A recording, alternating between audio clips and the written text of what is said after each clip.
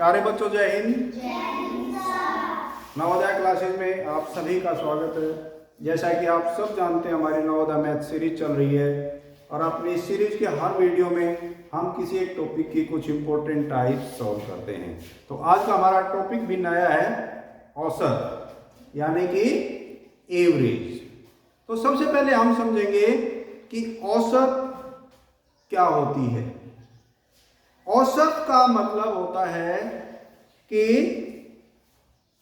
समान बंटवारा। मान लीजिए हमारे पास कुछ टर्म हैं या कुछ पद हैं या कुछ समूह हैं और उन समूहों का मान अलग अलग है, तो हम उन सभी समूहों को समान मान देंगे और इसी को हम औसत कहते हैं। यानी कि यदि पदों का मान अलग अलग है, जो टर्म या जो संख्याएं दी हुई हैं उनका मान अलग अलग है, उनकी वैल्यू अलग अलग है, तो हम जो मान दिए हुए हैं अलग अलग, उन सभी को जोड़कर सभी के मान समान कर दें तो वही औसत कहलाती है। ठीक है। जैसे मान लो हमारे विद्यालय में 5 कक्षाएं हैं और पहली से 5वीं तक की कक्षाओं में विद्यार्थियों की संख्या अलग अलग है और हमें उन कक्षाओं का औसत ज्ञात करना है। तो उन सभी 5 कक्षाओं के विद्यार्थियों की जो संख्या है उसको हम जोड़ देंगे, यानी कि सभी विद्यार्थियों को हम एक समूह में इकट्ठा कर लेंगे और फिर सभी 5 कक्षाओं में उनका समान रूप से बंटवारा कर देंगे, बराबर बराबर बांट देंगे, तो वही कक्षा की औसत कहलाएगी। ठीक है ना। तो हम ये औसत ज्ञात कैसे करेंगे, उसको कैसे निकालेंगे? तो औसत निकालने का तरीका होता है कि जो पद दिए हुए हैं, जो समूह दिए हुए हैं, उन सभी का हम योग कर देंगे, यानी पदों का योग। जितने भी पद हमारे पास दिए हुए हैं उन सभी में जो संख्याएं हैं उन सभी संख्याओं को जोड़ देंगे और फिर जितनी संख्याएं हैं, जितने पद हैं, जितने समूह हैं, उतने से हम भाग कर देंगे। तो जो भागफल आएगा वही उन पदों की औसत कहलाएगी, एवरेज कहलाएगी। समझ में आ गया? तो अब हम फर्स्ट क्वेश्चन सॉल्व करेंगे। हमारा फर्स्ट क्वेश्चन है, एक परीक्षार्थी को परीक्षा में 4 विषयों में क्रमशः 48, 44, 56 तथा 52 अंक प्राप्त हुए, तो उनका औसत प्राप्तांक कितना होगा? सबसे पहले हम सवाल को अच्छी तरह से समझेंगे कि इस सवाल में दिया हुआ क्या है और हमें फाइंड आउट क्या करना है, हमें निकालना क्या है, और फिर हम सोचेंगे कि उसको हम निकालेंगे कैसे। ये 3 चीजें विशेष तौर पर हमें किसी भी सवाल को सोल्व करने से पहले सोचनी है। पहला कि क्वेश्चन में हमारे पास क्या दिया हुआ है, ठीक है। दूसरा, क्वेश्चन में हमें निकालना क्या, ठीक है। और तीसरा कि हमने जो निकालना है उसको किस तरीके से निकालना है। ये एक पिक्चर हमने अपने दिमाग में सेट कर लेनी है, जो भी सवाल हम हल करना चाहते हैं उसकी। ठीक है। तो यहां हम इस क्वेश्चन में देख रहे हैं कि कोई परीक्षार्थी यानी कि कोई विद्यार्थी है, कोई स्टूडेंट है, उसको परीक्षा के 4 विषय, उसके जो एग्जाम हुए उसमें 4 सब्जेक्ट के उसने एग्जाम दिए, ठीक है। और उन विषयों में क्रमशः, क्रमशः का मतलब है पहली जो है क्लास या जो विषय है, जो सब्जेक्ट है, उसमें उसके नंबर आए 48, दूसरे में आए 44, तीसरे में आए 56 और चौथे में आए 52। क्रमशः का मतलब यह होता है कि ऊपर जो पहली चीज है उसका मान यहां पर जो पहला है वह होगा, ऊपर दूसरी जो हमारा दूसरा पद है उसका मान दूसरा होगा, तीसरा पद है उसका मान तीसरा होगा, और जो चौथा पद है उसका मान चौथा होगा। क्रमशः का मतलब ये होगा, ठीक है। तो 4 सब्जेक्ट के उसने एग्जाम दिए, चारों सब्जेक्ट के नंबर दिए हुए हैं, लेकिन वो जो नंबर है वो अलग अलग है, चारों सब्जेक्टों के नंबर अलग अलग हैं, ठीक है। तो इनकी औसत निकालनी है। इसका मतलब ये हुआ कि यदि चारों विषयों में बराबर बराबर नंबर आते तो कितने आते, ठीक है। यानी कि योग जो हमारा पदों का योग है वह योग वही होना चाहिए, और हम इन नंबरों को चारों विषयों में बराबर बराबर बांट दें तो औसत क्या होगा, यानी प्रत्येक विषय में कितने नंबर, कितने अंक उसको प्राप्त होंगे, ठीक है।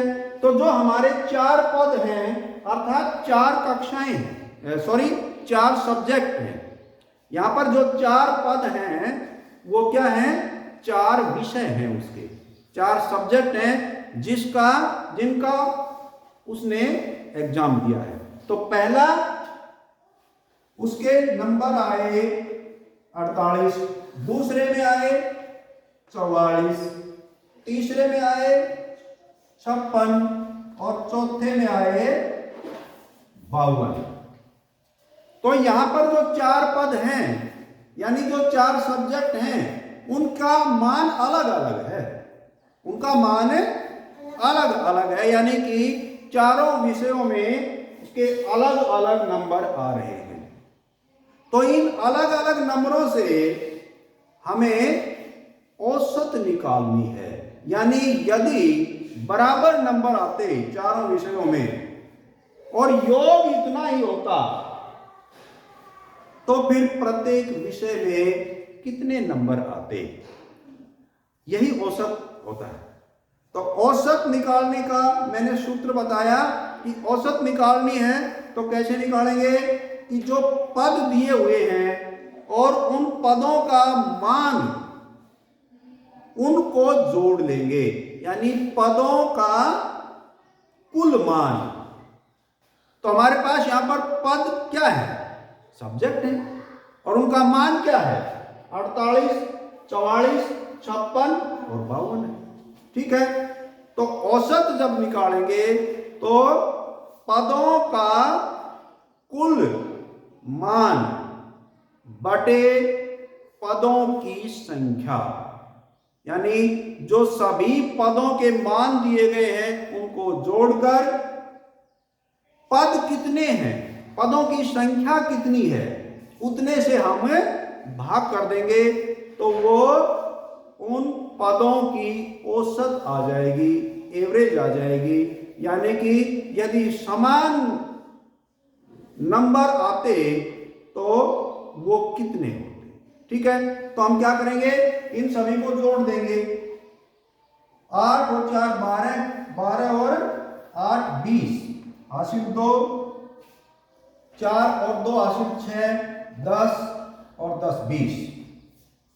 ये 200 क्या आ गया, ये 200 आ गया पदों का कुल योग। जो 4 पद यानी 4 विषय थे उनके नंबरों का, यानी उनकी जो वैल्यू थी उनका योग आ गया। ठीक है, और इसको कितने से भाग कर देंगे? इस कुल योग को कितने से भाग कर देंगे? पदों की संख्या कितनी है, यानी विषय कितने थे, उनमें बराबर बराबर ही तो बांटना है ना। तो हमने 4 विषयों में बराबर बराबर बांटना है, तो बांटने का मतलब होता है भाग करना। और कितने बराबर समूह बनाने हैं, कितने बराबर ग्रुप बनाने हैं? हमने 4 बराबर ग्रुप बनाने हैं। जो 4 समूह 4 ग्रुप बराबर नहीं थे, उनको हमने बराबर बनाना है। तो हम बांटेंगे बराबर बराबर, बांटने का मतलब होता है भाग। इसका मतलब कितने पद हैं हमारे? 4। तो कुल योग जो आया उसको हम 4 से भाग कर देंगे, और वही उन 4 विषयों में जो प्राप्तांक हैं उनका औसत आ जाएगा। तो 200 को हम क्या करेंगे? 4 से भाग कर देंगे। 4 5 20 और 4 0 0, अर्थात ये जो 50 है ये हमारी 4 विषयों की औसत आ गई। यानी अगर उन 4 विषयों में बराबर बराबर अंक आते और योग 200 ही होता, तो फिर प्रत्येक विषय में प्राप्त अंक कितने होते? 50 होते। और यही इस क्वेश्चन का आंसर भी होगा। समझ में आ गया? आगे चलें, नेक्स्ट क्वेश्चन। 10 से नीचे की सम संख्याओं का औसत कितना होगा? सवाल को बड़े ध्यान से पढ़ना है। इसमें 10 से नीचे कहा है, 10 तक नहीं कहा है। यहां यह चीज ध्यान देने की है।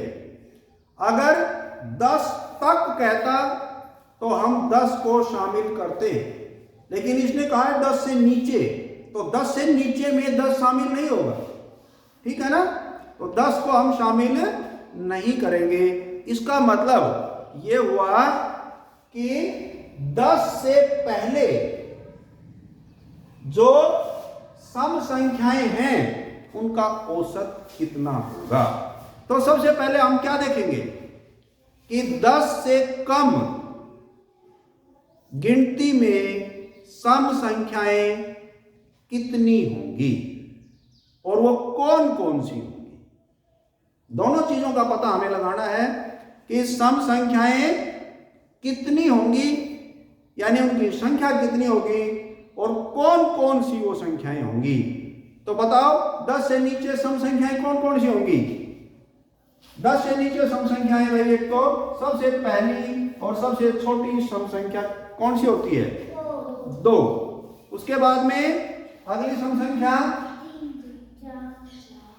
4, उससे अगली सम संख्या 6, उससे अगली सम संख्या 8, और उससे आगे सम संख्या 10। लेकिन 10 को हमने शामिल नहीं करना है क्योंकि सवाल में है 10 से नीचे। ठीक है, तो ये हमें पता चल गया कि 10 से नीचे सम संख्याएं कौन कौन सी हैं और कितनी है। तो कौन कौन सी हैं? 2 4 6 8। कितनी है? 1 2 3 4। दोनों बातों का पता चल गया। और इन दोनों चीजों का ही औसत निकालने के लिए हमें पता होना चाहिए कि पदों का मान क्या है। पदों का मान हमने निकाल लिया, 2 4 6 8। ये हो गया। जो 4 पद आए हमारे पास उनका अलग अलग मान। ठीक है, और उनकी संख्या का भी हमें पता चल गया कि पद की संख्या कितनी है, पदों की वो कितनी है? 4। ये तो 1 2 3 4 ये हमारी टर्म आ गई, पद आ गए हमारे। तो इनकी संख्या तो कितनी हो गई? 4।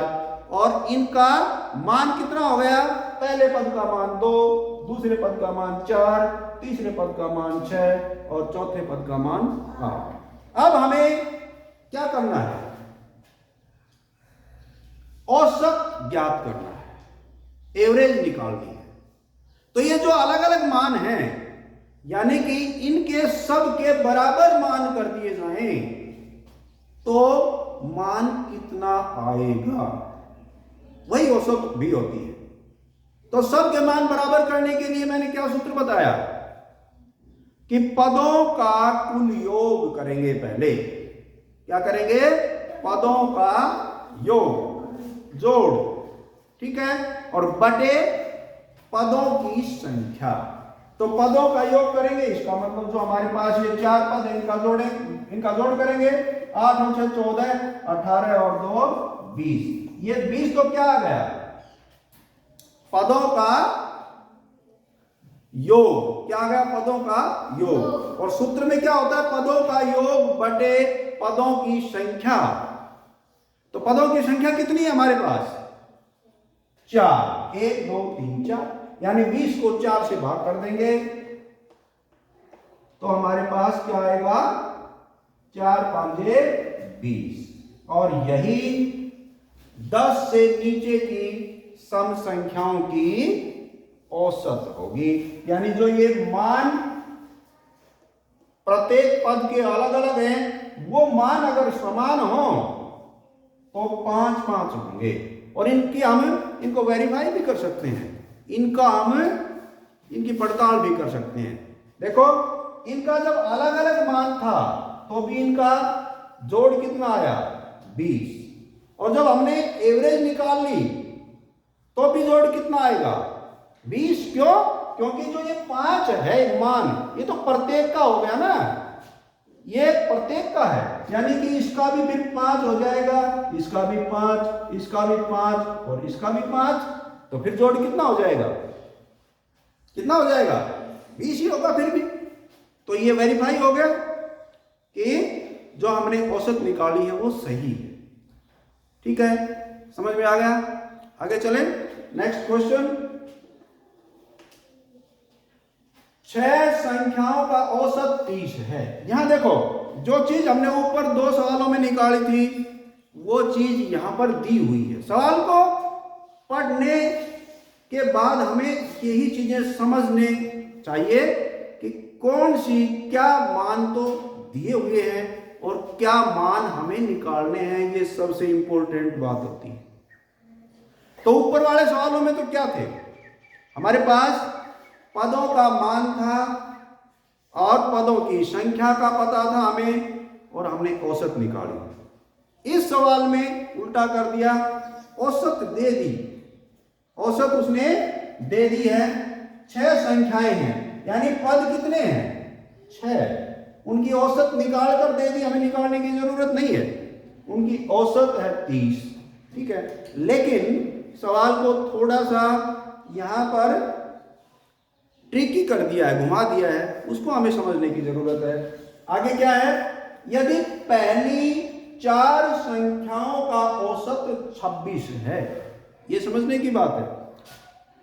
पहली 4 संख्याओं को अगर हम देखें तो उनकी औसत तो कितनी है? 26। और यदि अंतिम 3 संख्याओं को देखें तो उनकी औसत 35 है। यहां ये इंपॉर्टेंट बात है, यही समझने की जरूरत है। और इस टाइप का क्वेश्चन बहुत इंपॉर्टेंट क्वेश्चन होता है और एग्जाम में आता भी है। ठीक है, तो देखो कुल पद हमारे पास कितने हैं? पद कितने हैं? 6।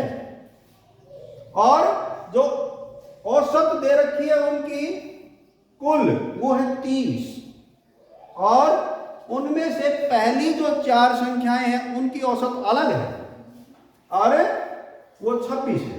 और अंतिम 3 संख्याएं हैं उनकी औसत अलग है और वह है कितनी? 35।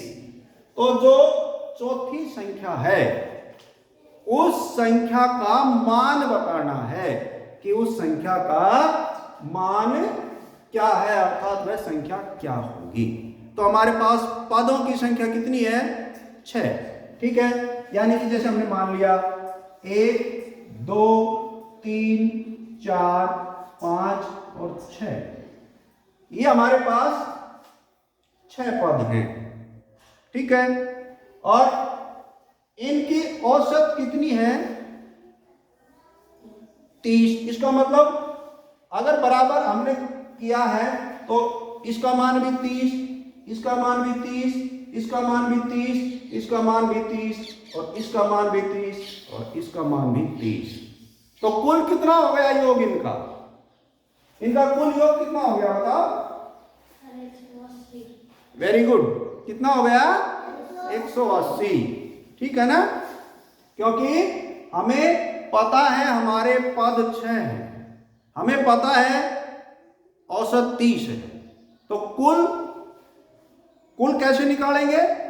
पदों की संख्या को औसत से गुणा कर देंगे। ठीक है, तो वो कुल आ जाएगा हमारे पास। तो वो कितना हो गया? 180। ठीक है, यहां ये चीज क्लियर हो गई। इसके बाद में समझना है कि जो पहली 4 संख्याएं अर्थात 4 पद हैं, पहले 4 यहां से लेकर यहां तक, ये जो पहले 4 पद हैं इनकी औसत अलग है और वो कितनी है? 26। वो कितनी है? 26। और जो अंतिम 3 पद हैं, अंतिम 3 पद कौन से हो गए? 1 2 3, 1 2 3 4 5 6 कुल पद थे। ठीक है, उसमें से पहले जो 4 संख्याएं हैं उनका औसत 26 है और अंतिम जो 3 संख्याएं हैं कौन सी बची? अब देखो यहां पर ये जो 3 संख्याएं हैं अंतिम आखिरी, इनकी औसत अलग है और वो है 35। वो कितनी है? 35। ये समझ रहे हो ना? अब यहां पर ध्यान देना है कि एक जो हमारा ये पद है, इस पद को पहली 4 संख्याओं में भी शामिल किया गया है और अंतिम 3 संख्याओं में भी शामिल किया गया है। यानी ये जो पद है, ये जो हमारी संख्या है चौथी, ये इसमें भी शामिल है और इसमें भी शामिल है।